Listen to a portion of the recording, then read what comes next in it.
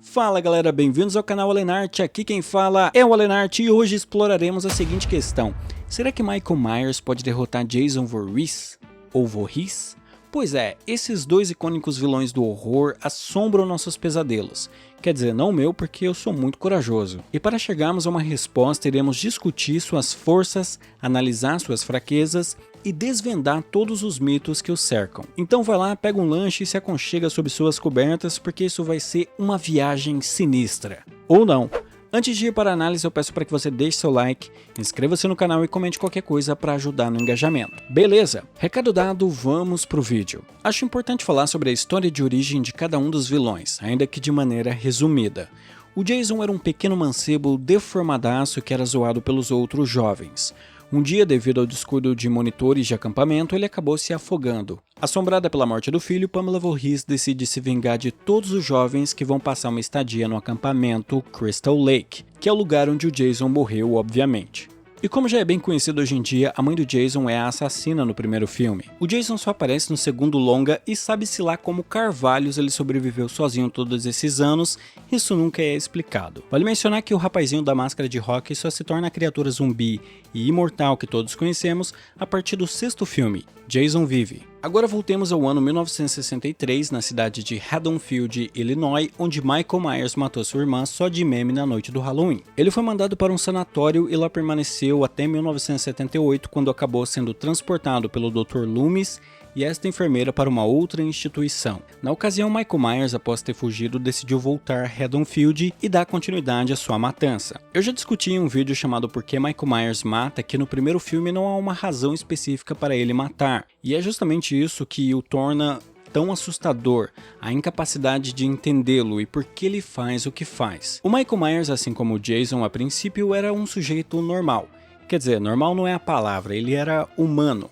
Mas ao longo dos filmes inventa-se uma loucura de Samhain, profecia de Thorne e enfim, um monte de loucura para justificar o fato de Michael Myers nunca morrer. Explicando melhor essa questão da profecia de Thorne, é dito que foi colocada uma maldição sobre ele pelo culto de Thorne. Michael Myers seria um receptáculo para uma antiga divindade maligna, o que o tornava praticamente incapaz de ser morto. Mas então veio o reboot, a trilogia que começou a partir de 2018 e mudou tudo.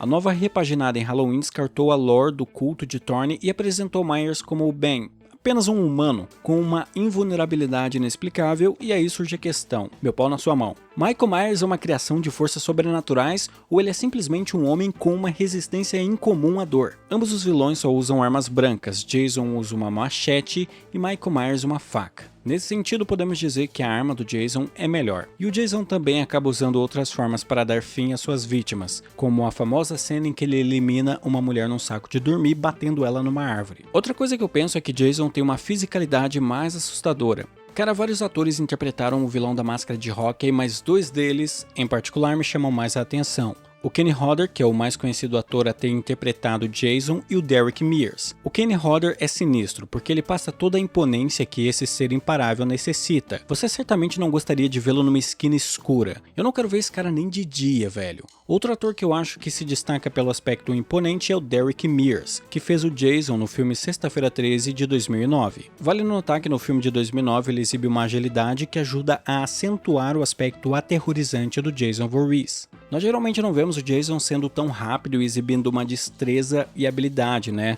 Geralmente ele é lento e imparável, e eu achei que esse novo aspecto trazido no longa de 2009 ficou bem interessante. Quanto aos atores que interpretam o Michael Myers, eles não chamam tanta atenção assim. Porque, por exemplo, o Nick Castle, que fez o filme de 1978, é foda, uma puta lenda do terror e tals. Mas brother, ele era um cara normal. Era assustador, mas não tanto quanto os atores que fizeram o Jason. Pra falar a verdade, o Michael Myers que eu acho mais imponente é aquele que aparece nos filmes do Rob Zombie. Ah, eu não gosto dos filmes do Rob Zombie. Beleza, mas você não pode dizer que aquele Michael Myers não é sinistro. O maluco é gigante, velho. Já aquele Michael Myers que vimos na recente cagada que foram os 3 novos filmes do Halloween, eu não sei. É um Michael Myers meio geriátrico, sei lá. Michael Myers que tem que ficar na fila do INSS é caído ao meu ver. E cuidado com as quedas, porque vai acabar quebrando a bacia. Então, na minha opinião, a imponência física do Jason é mais assustadora. Quem aguenta mais porrada? Bom, os dois são imortais, então é fora dizer quem venceria o outro na pancadaria. Mas podemos dizer que um deles acabou sendo ferido de maneira muito mais avassaladora do que o outro. Nos filmes do Michael Myers, vimos ele ser queimado vivo, ser alvejado por balas,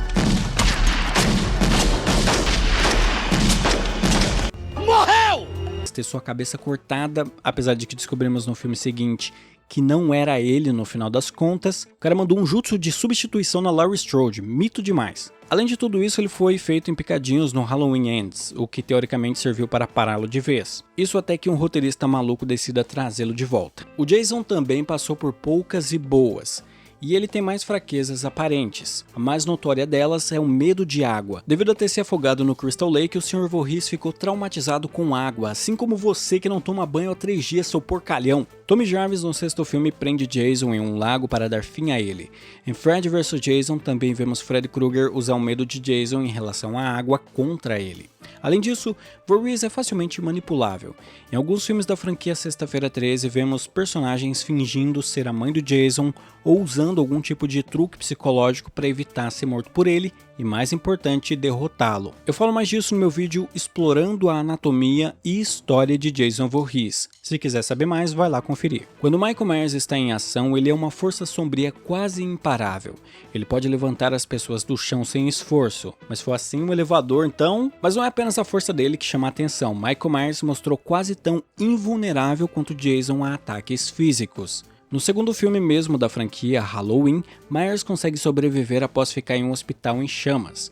Mas até aí o Dr. Loomis também sobreviveu, então talvez devêssemos colocar ele na luta também. Eu não sei, o véu só ficou com uma cicatriz, ele é mais resistente que o Wolverine aparentemente. Ainda assim eu penso que o Jason passou por coisas mais desafiadoras do ponto de vista físico, por isso que eu disse poucos segundos atrás, eu espero que você esteja prestando atenção, que Michael Myers quase se mostrou tão invulnerável quanto Jason a ataques físicos. Brother no Jason vai pro inferno, o maluco teve seu corpo completamente destruído e conseguiu continuar sua matança possuindo outras pessoas, fora que Jason foi pro espaço. Michael Myers foi pro espaço? Nunca, né? Então eu encerro meu caso, meritíssimo. Você não pode aguentar a verdade! No final de Jason X, temos um maluco num traje espacial entrando na atmosfera da Terra com o Jason.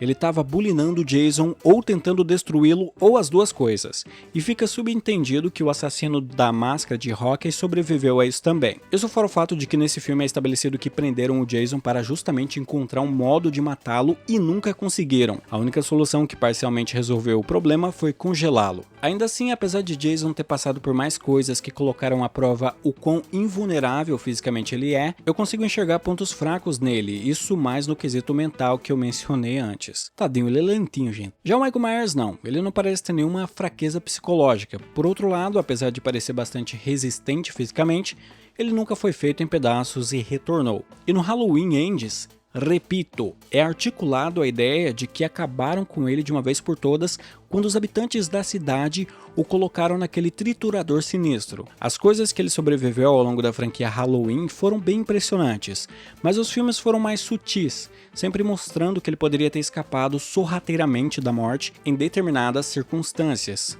Isto é, sempre havia uma margem, ainda que forçada, para o público pensar que Michael Myers escapou da morte de alguma maneira esdrúxula. O exemplo mais claro é Halloween H20, onde Laurie corta a cabeça dele, e daí descobrimos no próximo filme que era um outro sujeito que Laurie matou no lugar do Michael Myers. E assim, é forçado, mas isso deixa claro que ele escapou da morte em vez de só voltar a perseguir a Laurie após ter sua cabeça decepada. Podemos dizer que a franquia Sexta-feira 13 abraçou a galhofa e o absurdo mais do que Halloween, o que acaba conferindo ao Jason uma amostra maior de feitos que o coloca à frente de Michael Myers. Para o Michael Myers vencer o Jason, ele teria que, por exemplo, acorrentá-lo às profundezas do lago Crystal Lake, como fez Tommy Jarvis. É claro, Jason poderia acabar escapando, porque ele sempre escapa, mas pelo menos Myers teria um meio de controlá-lo por um tempo. O vilão de Halloween poderia usar de truques psicológicos contra Jason, apesar de que é difícil pensar em Michael Myers fazendo algo do tipo. Outra coisa, Jason é uma espécie de animal territorial, de modo que dificilmente ele sairá do Crystal Lake,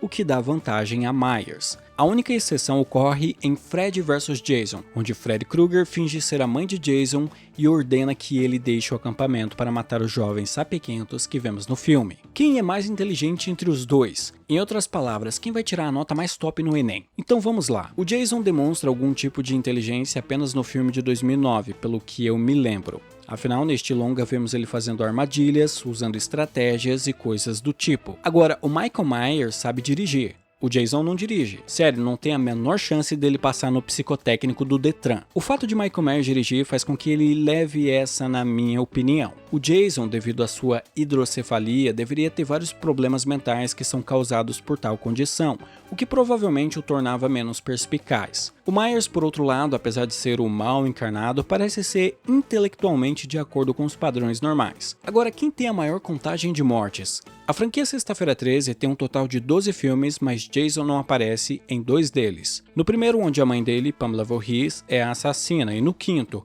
em que o vilão é um paramédico chamado Roy Burns que se passa pelo Jason. Ainda assim, vale destacar que existem, na verdade, 2 linhas do tempo para consideração. A original, começando com a estreia de 1980, e o reboot de 2009. Na verdade, temos que contar a partir de Sexta-feira 13, parte 2 de 1981, já que no primeiro filme quem mata é a Pamela Voorhees. De todo modo, olhando a linha do tempo original, temos um total de 162 mortes, e se contarmos o reboot, temos mais 14, o que nos dá 176. Eu não estou incluindo aqui Jason X. Isso porque esse filme deixa a conta maluca, já que Jason mata o piloto desta nave, o que faz a nave bater na estação Solaris, fazendo-a explodir. O roteirista do filme, Todd Farmer, numa entrevista disse que havia 20 mil pessoas na estação Solaris. Ou seja, se olharmos por este lado, Jason matou mais de 20 mil pessoas. Mas no vídeo do Dead Meat ele não coloca essa estimativa exagerada na conta e nos dá um número mais razoável de 88 mortes. Assim, ao longo dos filmes, se formos usar números mais competitivos que deem alguma chance a Michael Myers, o número de mortes do Jason seriam 264. Nessa contagem não estão sendo incluídas as mortes presentes em HQs e tals, porque HQs não importa. Já o Michael Myers, ao longo dos seus filmes, matou entre 160 e 200 pessoas. Os números dele não são muito precisos, mas eu vi que algumas fontes diziam que com a nova trilogia de 2018, Myers superaria Jason no número de mortes. Eu penso que não seja o caso, mas comentem aí o que vocês acham. Bom, são 13 filmes no total e Michael Myers estrela na maior parte deles, exceto um, que no caso é o terceiro filme, que aliás era o primeiro de uma série de filmes relacionadas à data do Halloween, onde diferentes histórias e personagens seriam trabalhados. Mas a coisa deu errado e trouxeram Myers de volta no quarto filme. Vale destacar que nem todo filme do Halloween faz parte da mesma história. Isso porque os realizadores iam criando histórias malucas e a coisa virando uma bagunça completa, e daí eles decidiam fazer um reboot na franquia toda. De fato, existem 4 linhas do tempo distintas, essa coisa mais complexa que o multiverso da Marvel. Na linha do tempo original, ele acumula cerca de 58 assassinatos, na linha do tempo de H20, são 30, na linha do tempo do remake do Rob Zombie, são 31. Por fim, na linha do tempo da nova trilogia, são 66. Ao todo, temos um total de cerca de 185 vidas ceifadas por Michael Myers em 13 filmes ao longo de mais de 40 anos de história de horror. Mas tenham em mente que esse número pode variar, então se você discorda de mim, você tá errado! Então se você discorda de mim em algum ponto, comenta aí. O veredito. Um confronto épico entre 2 dos mais icônicos personagens de terror, Michael Myers e Jason Voorhees, é algo muito legal de se pensar. Na minha opinião, em um combate físico, Jason venceria, simplesmente porque ele se mostrou capaz de passar por situações muito mais desafiadoras que o seu desafiador. Por tudo que eu falei neste vídeo, você concorda comigo ou discorda? Diga aí nos comentários. E por este vídeo é isso, nos vemos no próximo e tchau!